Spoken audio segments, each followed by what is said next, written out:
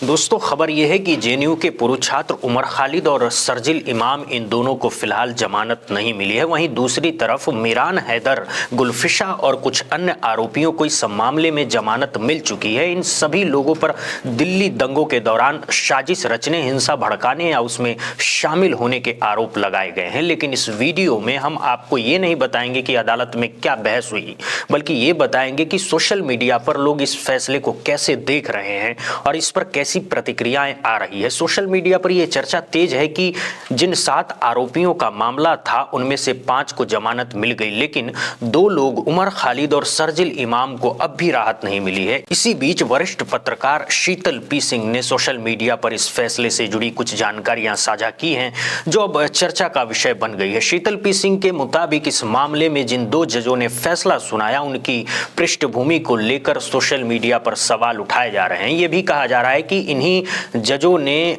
उसी दिन एक दूसरे बड़े कॉरपोरेट मामले में अडानी समूह को भी राहत दी है।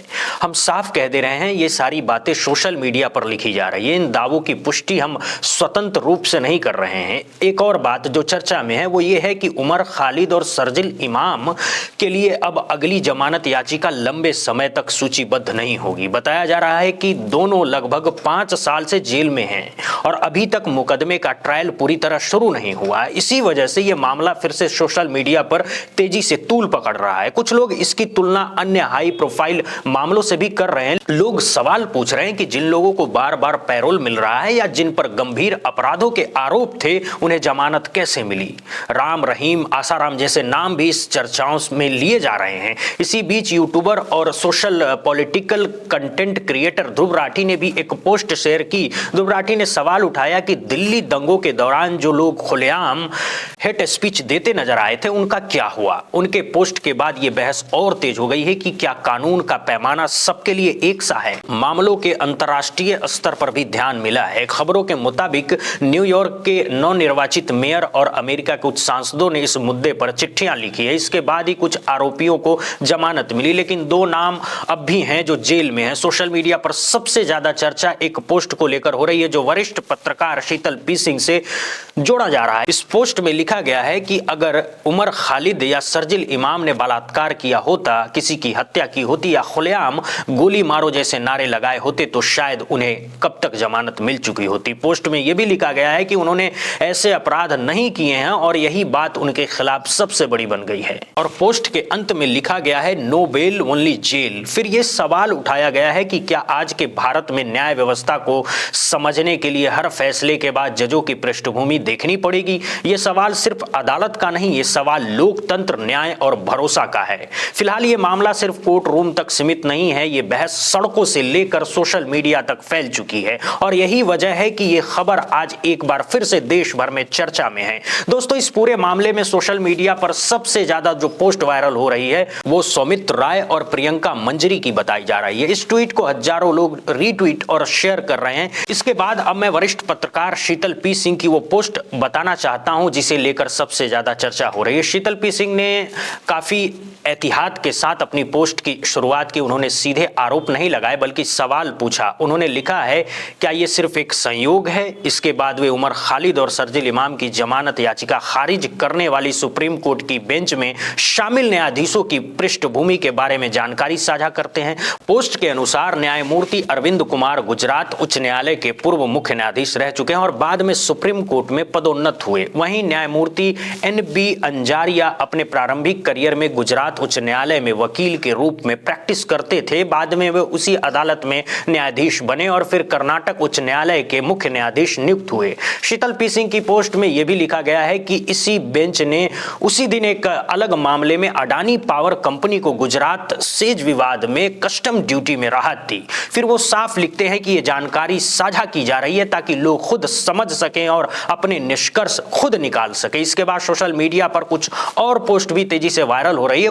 लोग तुलना कर रहे हैं कि बलात्कार और हत्या जैसे गंभीर अपराधों में आजीवन कारावास की सजा पाए राम रहीम को अब तक कई बार पैरोल मिल चुकी है। इसी तरह नाबालिग से बलात्कार के मामले में दोषी ठहराए गए आसाराम को गुजरात हाईकोर्ट से जमानत अवधि बढ़ाए जाने की खबर भी लोग साझा कर रहे हैं। इन सब के बीच आज की ही तारीख की खबर के तौर पर यह भी लिखा जा रहा है कि सुप्रीम कोर्ट ने जेएनयू के पूर्व छात्र उमर खालिद की जमानत याचिका खारिज कर दी, जबकि वे 5 साल से ज्यादा समय से न्यायिक हिरासत में हैं और ट्रायल अभी तक पूरी तरह शुरू नहीं हुआ। शीतल पी सिंह लिखती हैं, एक और पोस्ट साझा की और जो सौरभ दास के नाम से है। इस पोस्ट में सुप्रीम कोर्ट की टिप्पणी का कानूनी अर्थ समझाने की कोशिश की गई। पोस्ट के अनुसार अदालत ने कहा कि लंबे समय तक निरोध अब तक संवैधानिक सीमा का उल्लंघन नहीं करता। इसका मतलब यह बताया गया है कि हालांकि एक संवैधानिक अदालत अत्यधिक या अनुचित देरी के आधार पर जमानत दे सकती है, लेकिन इस मामले में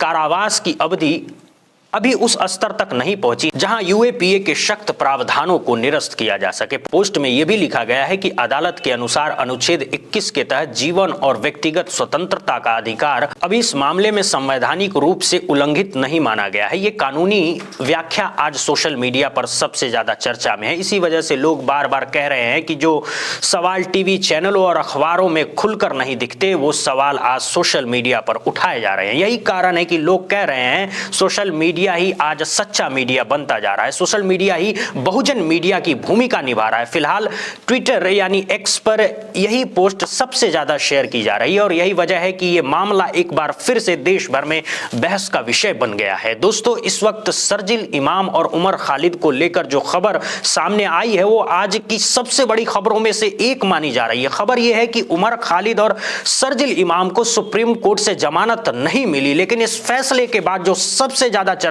में है वो खुद फैसला नहीं बल्कि फैसले के तुरंत बाद जजों की पृष्ठभूमि को लेकर सोशल मीडिया पर शुरू हुई बहस को लेकर है। आज हालात ये हो गए हैं कि जैसे ही कोई बड़ा फैसला आता है, लोग सबसे पहले उसे बेंच में शामिल जजों का बायोडाटा देखने लगते हैं। सोशल मीडिया पर लोग पूछ रहे हैं कि क्या फैसलों के पीछे जजों की पृष्ठभूमि को भी समझना जरूरी हो गया है। डॉक्टर मुकेश कुमार ने एक पोस्ट में लिखा है कि ब्रेकिंग, बेंच के उस उमर खालिद और शर्जिल इमाम को जमानत देने से इनकार किया। उनकी पोस्ट में यह भी लिखा गया है कि शर्जिल इमाम पिछले करीब 5 सालों से जेल में हैं। इसी पोस्ट में न्यायमूर्ति अरविंद कुमार का उल्लेख किया गया है, जो गुजरात हाई कोर्ट के पूर्व मुख्य न्यायाधीश रह चुके हैं और बाद में सुप्रीम कोर्ट में पदोन्नत हुई।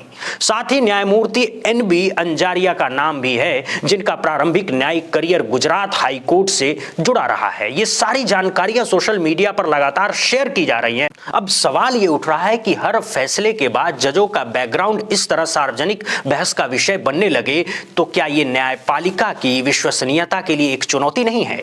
हालांकि यह भी उतना ही सच है कि भारत एक लोकतांत्रिक देश है, यहां संविधान है, यहां न्यायिक प्रक्रिया है। चाहे सुप्रीम कोर्ट हो, हाई कोर्ट हो या निचली अदालतें, आज भी लाखों लोग न्यायपालिका पर भरोसा करते हैं।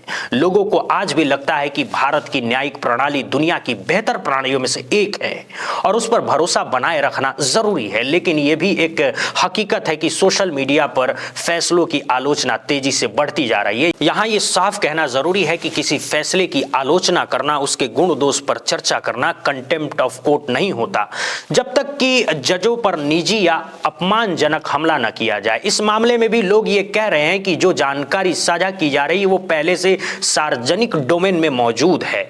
यह भी कहा जा रहा है कि दोनों जजों का गुजरात से जुड़ा न्यायिक इतिहास सिर्फ एक तथ्य के रूप में लोगों के सामने रखा जा रहा है। इन्हीं सब बहसों के बीच एक और बड़ी खबर सोशल मीडिया पर चर्चा में है, जिसे कई लोग बहुजन समाज के लिहाज से सकारात्मक मान रहे हैं। सुप्रीम कोर्ट ने कहा है कि अगर SC, ST और OBC वर्ग के उम्मीदवार जनरल कैटेगरी में मेरिट के आधार पर क्वालिफाई करते हैं तो उन्हें जनरल कैटेगरी में ही नियुक्ति मिलनी चाहिए। इस फैसले को अखिलेश यादव ने भी सोशल मीडिया पर शेयर किया, लेकिन इसके साथ ही कुछ सवाल भी उठाए जा रहे हैं। लोग कह रहे हैं कि आज कई मामलों में ओबीसी का कट ऑफ जनरल से भी ऊपर चला जाता है। ऐसे में सवाल उठता है कि क्या फिर ओबीसी की सीटें वास्तव में ओबीसी उम्मीदवारों के पास पूरी तरह पहुंच पा रही है। इसी तरह कुछ जगहों पर एससी एसटी का cut off economic weaker section से भी ऊपर जाने लगा है। लोग आरोप लगा रहे हैं कि इस पूरी प्रक्रिया में कहीं ना कहीं रिक्तियों और सीटों की बंटवारे में बेईमानी होती जा रही है। यही वजह है कि आज सोशल मीडिया पर एक साथ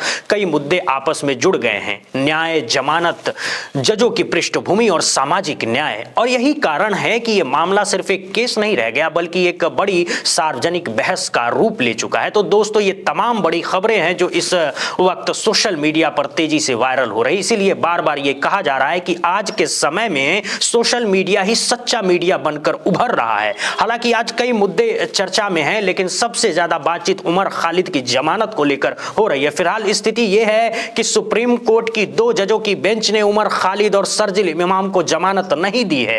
यह मामला उस वक्त और ज्यादा चर्चा में आया जब न्यूयॉर्क के नए मेयर एक बयान में कहा कि उमर खालिद के मामले पर सोचा जाना चाहिए और उन्हें जमानत मिलनी चाहिए। इसके अलावा अमेरिका के करीब 10 सांसदों ने भी इस मुद्दे को लेकर चिट्ठी लिखी थी। इसके बाद यह सब बहस अंतरराष्ट्रीय स्तर तक पहुंच गई। सोशल मीडिया पर कई लोग यह भी लिख रहे हैं कि उमर खालिद एक सोशल और पॉलिटिकल प्रिजनर नहीं है। कुछ पोस्ट में तो यहां तक कहा जा रहा है कि भविष्य में उमर खालिद को शांति का नोबेल पुरस्कार भी मिलना चाहिए। ये तमाम बातें सोशल मीडिया पर तेजी से साझा की जा रही है। इसी बीच अवधेश तिवारी की एक पोस्ट भी काफी वायरल हो रही है जिसमें इस पूरे मामले पर कड़ी टिप्पणी की गई है। वहीं उमर खालिद का एक पुराना भाषण भी एक बार फिर सोशल मीडिया पर वायरल हो रहा है। इस भाषण में उमर खालिद आरएसएस और बीजेपी पर सवाल उठाते नजर आ रहे हैं। उन्होंने कहा था कि हम बाई चॉइस भारतीय हैं, हमारे पास पाकिस्तान जाने का विकल्प था लेकिन हमने वो रास्ता नहीं चुना। उन्होंने ये भी कहा था कि गांधी, अंबेडकर और नेहरू को अपना नेता माना है मैंने।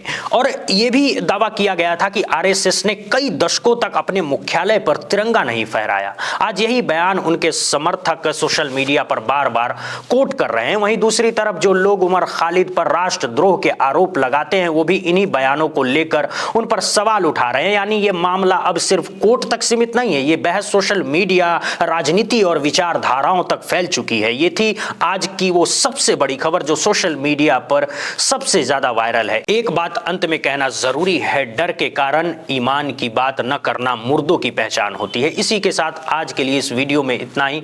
बहुत बहुत शुक्रिया, बहुत बहुत धन्यवाद दोस्तों।